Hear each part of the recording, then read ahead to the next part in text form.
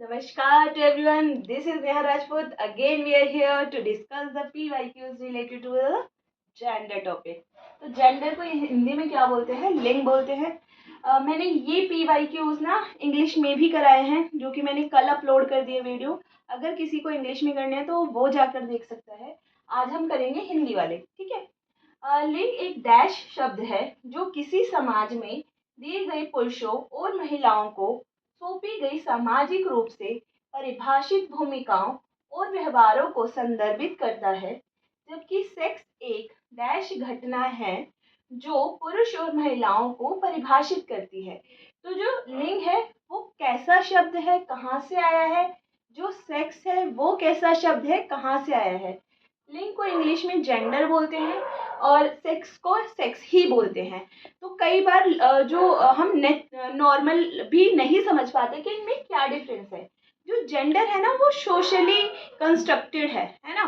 तो वो समाज ने बनाया है. उन्होंने उनके जो रीति रिवाज है, जैसे कि उनकी परंपराएं जो चलती आ रही है, कस्टम्स है, रिचुअल्स है, कल्चर है, वो सब की वजह से जो जेंडर है वो बनाया गया है कि लड़का ये करेगा, लड़की ये करेगी. उनके जो काम है वो भी बांट दिए गए, है ना.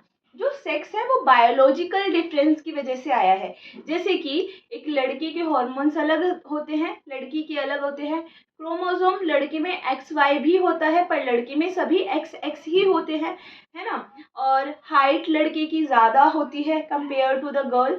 और वेट आ गया, वॉइस आ गई, ये सारी चीज़ें क्या आ जाएंगी, बायोलॉजिकल डिफरेंस में आ जाएंगी, जो कि रिलेटेड टू होगा किससे, सेक्स से. अब यही ऑप्शन हमें ढूंढने हैं. बायोलॉजिकल को क्या बोलते हैं हम, जैविक बोलते हैं, ठीक है. तो ऑप्शन ए, ऑप्शन आ, गलत तरीके से बनाया गया, जैविक रूप से संचालित. गलत तरीके से बनाया गया, जैविक रूप से संचालित, मतलब गलत तरीका वर्ड यूज नहीं होगा इसके लिए. तो ऑप्शन ए गलत हो जाएगा. ऑप्शन बी, सामाजिक रूप से स्वीकृत, चिकित्सीय रूप से संचालित. सामाजिक रूप से स्वीकृत तो है, पर ये चिकित्सीय नहीं आकर यहाँ पर जैविक आना चाहिए था, ठीक है. तो ऑप्शन बी भी गलत हो जाएगा. ऑप्शन सी, सांस्कृतिक, शारीरिक और कार्यात्मक. इसमें सामाजिक और जैविक तो आया ही नहीं, तो ऑप्शन सी भी गलत. ऑप्शन डी, सामाजिक सांस्कृतिक किसके लिए, जेंडर के लिए, लिंग के लिए. जैविक और शारीरिक किसके लिए, ये सेक्स के लिए, ठीक है. तो ऑप्शन डी में जो हमारी नीड्स थी या रिक्वायरमेंट थी वो इसने पूरी करती है. तो option D is the right answer. इसके बाद, लिंग भेद के कौन से स्रोत हैं, मतलब लिंग भेद, जेंडर डिस्क्रिमिनेशन किस किस वजह से होता है. पोषण, स्वास्थ्य, अवकाश. मैं इन सब के एग्जांपल देती हूँ. पोषण, जैसे कि मतलब आज के टाइम पे नहीं, पर पहले ऐसा होता था कि लड़की को बहुत अच्छा खाना मिल रहा है, लड़की को मिल रहा है, नहीं मिल रहा है. जिस वजह से, और अगर अगर आप हेल्थ की भी बात देखें तो जो बॉय थे, लड़के होते थे, मेल होते थे, उनके ऊपर ज्यादा ध्यान दिया जाता था और लड़कियों पर कम. अवकाश, जैसे लड़कों से कम काम कराया जाता था और लड़कियों से ज्यादा. नेक्स्ट आ जाएगा शिक्षा, पाठ्य पुस्तकें, पाठ्यक्रम और शिक्षक. शिक्षा, जैसे कि जो बॉयज हैं उन्हें प्राइवेट स्कूल्स में भेजा जाता था और जो गर्ल्स हैं उन्हें गवर्नमेंट में. तो जेंडर डिस्क्रिमिनेशन यहाँ से हो गया. पाठ्य पुस्तकें, पाठ्यक्रम में भी जेंडर डिस्क्रिमिनेशन आता है. जैसे कि अगर कोई भी घर का काम करने वाला चीज का कोई फोटो आएगा तो उसमें गर्ल दिखाई जाएगी, है ना, फीमेल. तो पाठ्यक्रम हिडन करिकुलम होता है, वहां पर भी बच्चे उससे बहुत सारी चीजें सीखते हैं. जैसे कि अगर कोई भी हैवी वेट लोड करना है तो बॉयज को बुलाया जाएगा, गर्ल्स को नहीं बुलाया जाएगा. शिक्षक, कई बार जो टीचर होते हैं वो भी जेंडर डिस्क्रिमिनेशन करते हैं. तो ऑप्शन वन और टू दोनों ही इंक्लूड होंगे. अब ऑप्शन थर्ड, परिवार और माता पिता. हाँ, अगर देखो स्कूल में अगर एक लड़का जा रहा है प्राइवेट में और लड़की गवर्नमेंट में, तो ये डिस्क्रिमिनेशन कर कौन रहा है, माता पिता, और ये परिवार ही कर रहा है.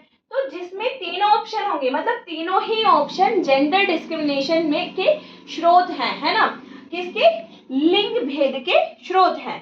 तो तीनों किस में आएगा, देखो ए ऑप्शन में केवल एक और दो आ रहा है और बी ऑप्शन में दो और तीन आ रहा है, पर सी ऑप्शन ऐसा है जिसमें कि एक दो तीन तीनों को इंक्लूड करा है. तो यही हमारा करेक्ट आंसर हो जाएगा. क्वेश्चन नंबर थर्ड, पुरुष स्त्रियों की अपेक्षा ज्यादा बुद्धिमान है. जो ये कथन है ये कैसा है, सही है, बिल्कुल भी नहीं. सही हो सकता है, नहीं जी नहीं, बिल्कुल नहीं. लैंगिक पूर्वाग्रह दर्शाता है। अगर आपको लैंगिक पूर्वाग्रह पता होगा तो वो आप अपने आप आंसर कर दोगे, क्योंकि लैंगिक जेंडर बायस, अगर आपको ये जेंडर बायस पता होगा आप आंसर सी ही लगाएंगे, डी की तरफ जाएंगे भी नहीं।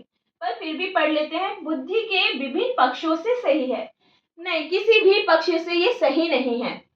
क्वेश्चन नंबर 4 पर मूव ऑन करते हैं। एक अच्छी पाठ्य पुस्तक डैश से बचती है, मतलब एक अच्छी पाठ्य पुस्तक कौन होगी, जो कि बुराई नहीं रखेगी अपने अंदर, है ना, बचेगी उन चीजों से। तो जो बुराई है उसे हटाएगी, जो अच्छाई है उसे अपनाएगी। तो ऑप्शन ए लैंगिक पूर्वाग्रह, देखो जेंडर बायस नेगेटिव चीज है ये, तो उसे वो क्यों लेगी, है ना, तो इसी से ही तो बचेगी वो, तो ऑप्शन ए बिल्कुल ठीक हो जाएगा। पर बाकी भी पढ़ लेते हैं। लैंगिक संवेदनशीलता, जेंडर सेंसिटिविटी, मतलब हम बच्चों को बताएंगे जेंडर सेंसिटिविटी जब वो समझते हैं उस चीज को। लैंगिक समानता, हाँ भाई लैंगिक समानता एक पुस्तक बताएगी, वो बचेगी नहीं उससे, वो दर्शाएगी उसे। सामाजिक उत्तरदायित्व, तो जो एक अच्छी पुस्तक होगी वो उससे क्यों बचेगी भाई, वो सोशल रिस्पॉन्सिबिलिटी बच्चे को सिखाना चाहती है। तो ये ऑप्शन डी भी क्या हो जाएगा, गलत। तो ऑप्शन सी, ऐसे क्वेश्चन में बच्चे बहुत फंसते हैं। इन्होंने बोला है बचना, इन्होंने ये नहीं बोला कि वो अपने अंदर शामिल करेगी, शामिल करती तो ये तीनों आ जाते हैं ना, वो शामिल नहीं कर रही है जो अच्छी पुस्तक, ठीक है, तो इसीलिए ऑप्शन ए आ जाएगा। होपफुली आपको ये सारे क्वेश्चन समझ में आ गए होंगे। किसी भी क्वेश्चन में कोई क्वेरी हो तो मुझे बताना और कमेंट सेक्शन में कमेंट करना। अब मिलते हैं नेक्स्ट क्लास में, तब तक के लिए धन्यवाद।